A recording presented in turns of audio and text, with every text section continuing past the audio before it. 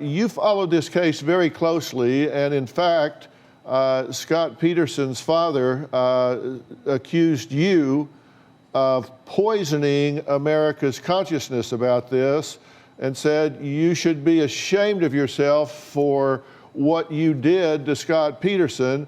How do you feel about this in retrospect? Well, I feel bad for Mr. Peterson because his son is a killer. That's how I feel about that. Overwhelming evidence shows Scott Peterson is guilty.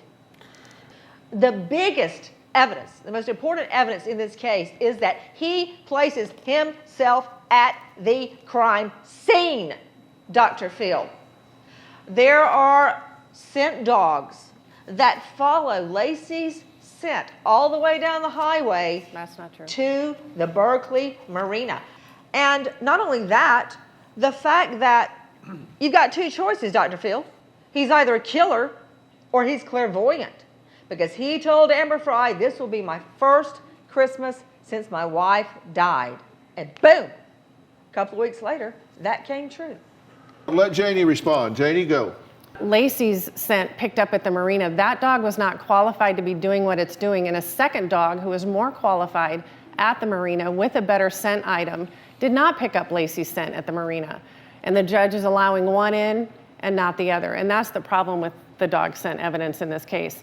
Do you agree that he said to Amber 15 days before that this was going to be his first Christmas without his wife? I do believe he made a statement along those lines to Amber at that time. Police recorded Scott finally admitting that he was lying to her. Let's look at this and then we'll talk about it. The girl I got married to, her name is Lacey. She disappeared just before Christmas. I deserve an explanation of why you told me you had lost your wife and this was the first holidays you'd spend without her. This has to be the biggest coincidence I have ever heard of. I mean, are you psychic? You predicted your wife would be missing? How did you lose her then, before she was lost? There are different kinds of loss, Amber. Then explain your loss. I can't see you now. He's saying he lost his wife. He predicted that was going to happen.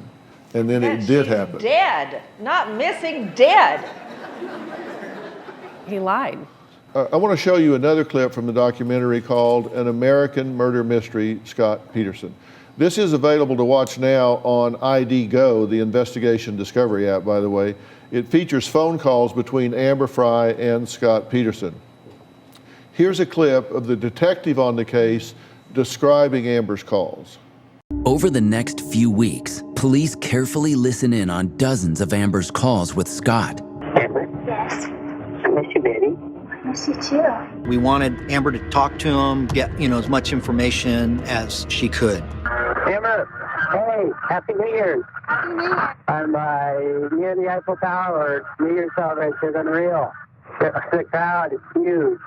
And he's telling her he is in Paris, running on the cobblestones, and the fireworks are beautiful, and he wishes she was there. Little does he know, at that moment, Amber and the police know exactly where he is. At that time, he was at a candlelight vigil for Lacey. Obviously, was not in Europe. Okay, your point to this is, yes, he told a lot of lies, but that doesn't equate to murder, is what you're saying. Correct.